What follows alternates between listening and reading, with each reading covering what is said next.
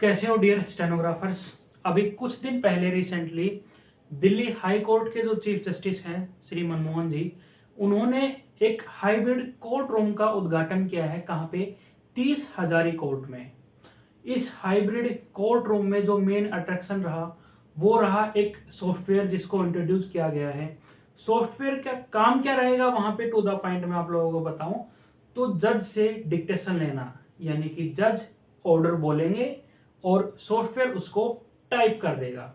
यानी कि जो काम अभी तक स्टेनो किया करता था, एक शॉर्ट हैंड सीखा हुआ एक व्यक्ति जो वहां पे बैठता था कोर्ट रूम में वो करता था, उसको अब सॉफ्टवेयर के द्वारा करवाया जाएगा। सीधा सीधा ये अफेक्ट करता है कहीं ना कहीं हमारी मेंटेलिटी को कि क्या अब एआई रिप्लेस कर देगा क्या स्टेनोग्राफर्स को, क्योंकि स्टार्टिंग तो कर दी है।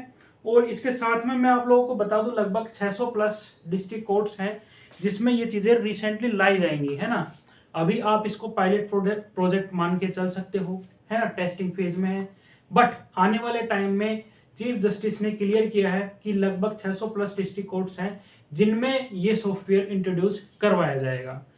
ये अफेक्ट करता है सीधा सीधा स्टेनोग्राफर को। अब बात आती है कि क्या स्टेनोग्राफर की जॉब भी अब कम होने वाली है, वैकेंसीज आने वाले टाइम में कम होने वाली है, और जो पर्टिकुलरली जो लीगल डिक्टेशंस जो कर रहे हैं, जो कोर्ट की तैयारी कर रहे हैं, high court, supreme court, district courts की जो प्रिपरेशन कर रहे हैं स्टेनोग्राफर्स, उनका फ्यूचर क्या होगा? उनकी वैकेंसीज बिल्कुल खत्म हो जाएंगी या कम हो जाएंगी? खत्म बिल्कुल नहीं होंगी वैकेंसीज, क्योंकि जब कोई स्टेनो वर्क करता है कहीं पर भी, चाहे वो कोर्ट हो या कोई अदर सिविल डिपार्टमेंट हो, कोई भी हो, है ना, वहां पे सिर्फ स्टेनो का काम सिर्फ टाइप करना नहीं होता है, अपने सबॉर्डिनेट को असिस्ट करना होता है जिनके साथ वो लगा होता है।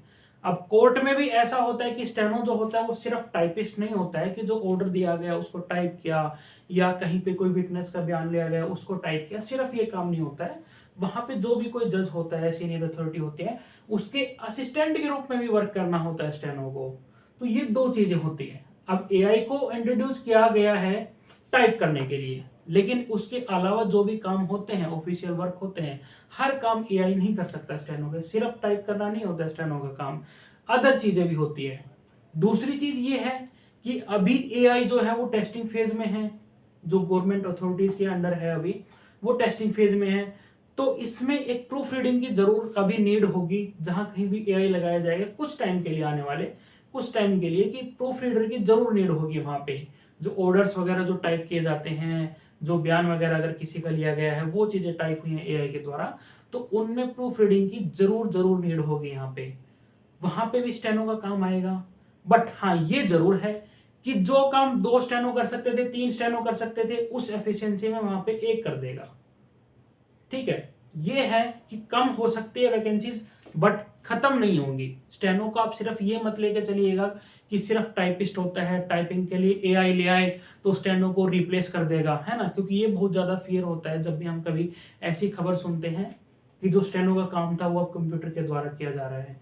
एआई का बेसिक सा ये है कि एक text to speech to text software होता है जिसमें हम बोलते हैं वो टाइप हो जाता है ना, मोबाइल में भी एप्लीकेशन आती हैं, तो इस टाइप का एक सॉफ्टवेयर है जो यूज किया जाएगा कोर्ट्स में।